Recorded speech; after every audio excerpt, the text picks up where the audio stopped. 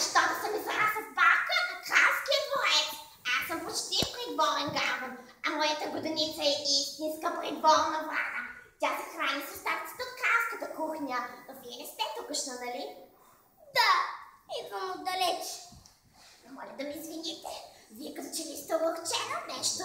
Говорете, говорете. Аз съм добър гарван. Може да ви помогна. Ако можете да ми помогнете да намери едно момче. Момче ли? Говорете, говорете. Това е интересно. Крайно интересно. Вижте, аз търся момчето, с което сме израснали заедно. Толкова дружно живеехме аз, то и нашата баба. Но един ден, това беше миналата зима, то взе шейничката си и отиде на градския площад. Там вързал шейничката си за една голяма шейна. Момчетата често прави така, когато иска да се повозят по-бързо. В голямата шейна седял човек с бяла шапка и бял кожух.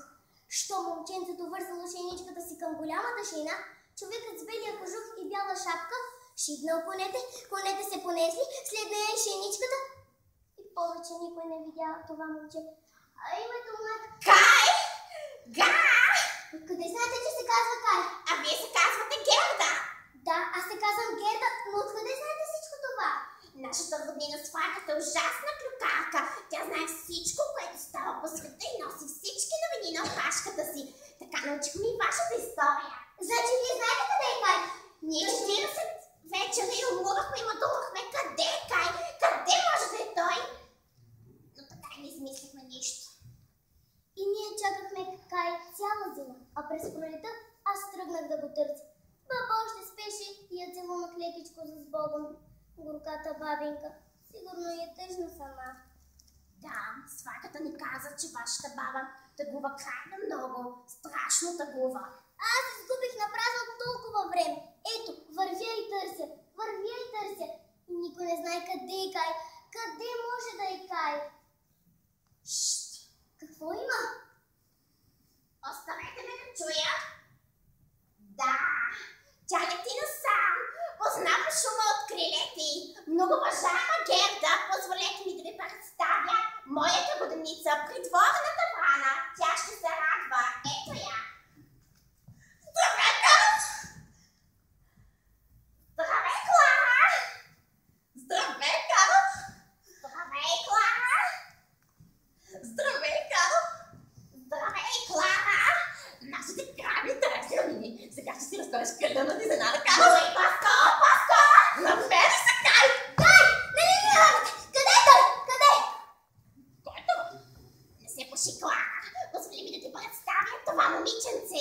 Казва се Герда. Герда? Гледай ти. Здравейте, Герда. Оф, не ме измъчвайте, кажете ми къде е Кай?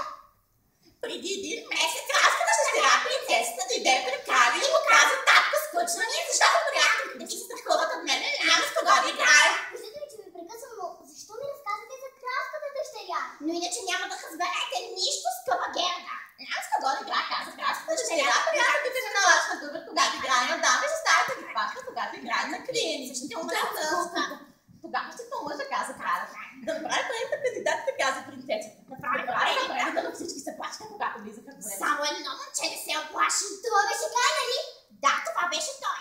Всички други му очаква страх и дори когато влизаха в двореца, а той разговаряше с принцесата толкова умно. Ами разбира се, той е много умен. Знае събирането, изваждането, множението, делението и дори дробите. Но вие сигурно ли сте, че принцът е Кай? То той е съвсем момче. И принцесата е малко момиче, но принцесите могат да се омъжат, когато си поискат. Сигурно сте го учена, за дето Кай забрави вас и баба ви. Последно време, както чувам, той се е държал доста грубо с вас. Аз не се обиждах. Ами кога не го иска да разговаря повече с вас? Ще го иска. Ще го обидя.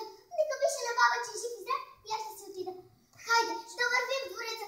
Толкова се радвам, че Кай не е пресрещната. Вие се няма да ви пусна да влезете. Все пак е кралска кралка, вие сте обикновено момиче. Какво да правим?